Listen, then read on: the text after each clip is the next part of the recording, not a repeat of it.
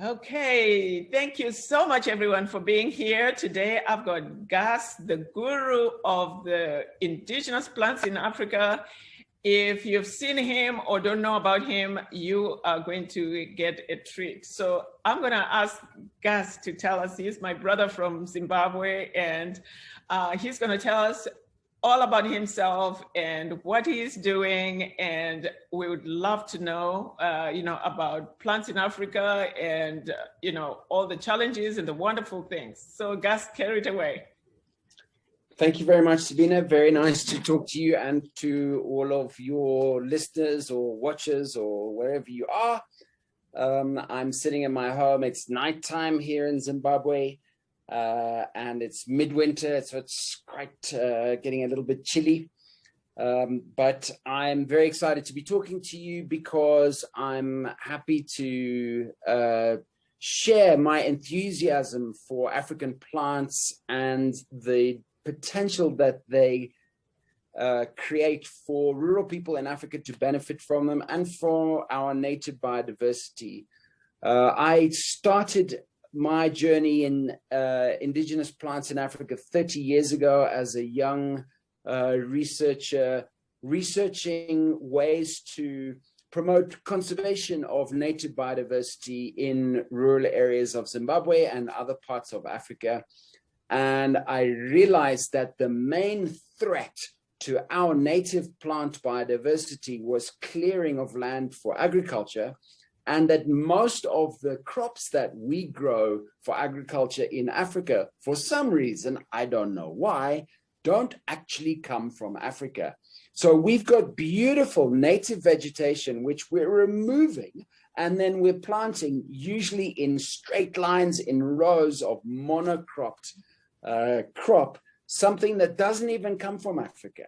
And the result is usually a disaster, because the crops that don't come from Africa, guess what? They don't actually do that well in the African climate.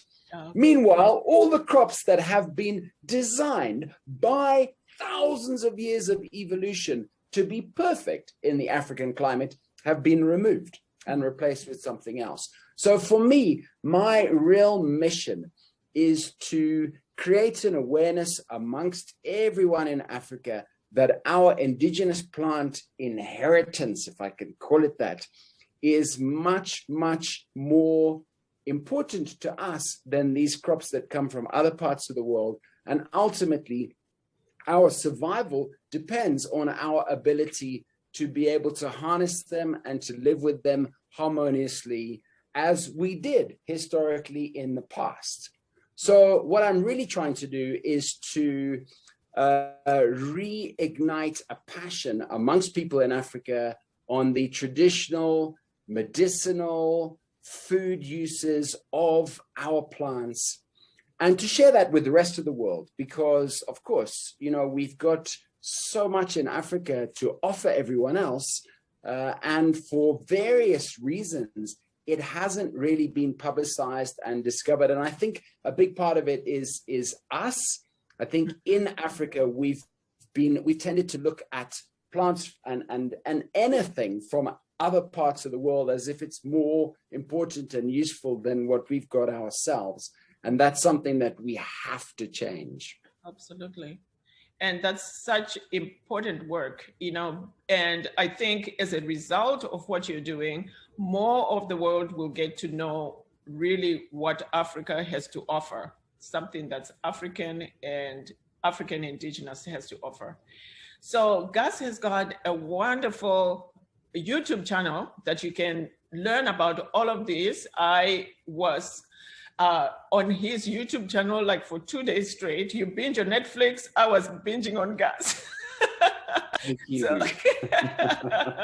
So he's got he's got a whole, his head, if I could just go into your head and learn about all the stuff that you know and all the stuff that you're sharing, I think it is so important. And thank you so much for doing that. So, just as a selfish kind of thing, my company is involved in baobab, and baobab is one of those big trees, indigenous, that has been in Africa for so long. What can you tell us, just anything, any fact about the baobab tree? I can tell you many facts about the baobab tree. It is one of the longest, oldest, biggest organisms in the plant world. Grows to 2,500 years of age, 35, 40-meter diameter around, circumference around them. Absolutely enormous, magnificent trees. And they produce in very dry conditions because it's actually a succulent, like a cactus. It's not really a woody tree, and it's incredibly good at drawing up moisture from very dry soil. So even where there's almost nothing else can grow, you'll see these trees growing, and they produce this fruit. There's not enough moisture for them to produce a wet, juicy fruit. So what they do is they produce a fruit which is a dry, powdery pulp, which is what you buy. You can now buy it in the US and elsewhere. And it's extremely concentrated nutrients. Tends to happen in a dry climate that you get a concentration in the fruit, and extremely good for you. One of the perhaps most exciting things about the baobab fruit, which is a real area of kind of new science, is the link between some of the polyphenolic compounds there and the health of your intestinal microbiome. So what we're starting to discover is that our gut is absolutely essential to our whole body's health. Mm-hmm. And we didn't realize that there's so much going on inside our gut. And in fact, we've been killing all the bacteria in our gut for many years unwittingly by using antibiotics. And now we're starting to realize, actually, those guys are really important. Now, baobab really stimulates and promotes its kind of prebiotic effect, really stimulates the growth of beneficial bacteria. And that has so many health benefits on your body and also on your cognitive functions, on your brain. So I'm just going to give you that as a little tantalizing morsel about the baobab. If you eat a lot of it, it is going to make you super, super healthy. Yes, absolutely. Thank you so much, Gus. Thank you. And please let us know how people can get to you and, get all the information you have in your head.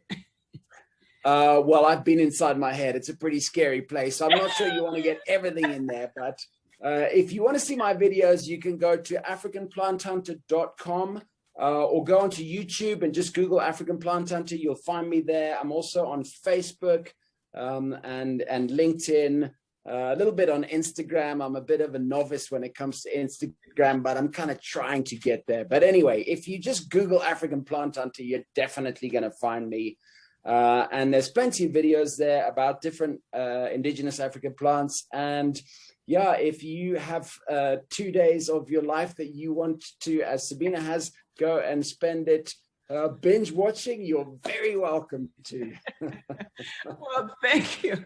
Thank you so much, Gus. So we really appreciate you, and good luck with all the work that you're doing. And I think it's very important work. And if you would like to support Gus, he also has under Patreon. That's right. I do. I should have mentioned that. Jeez, yeah. I'm hopeless at this.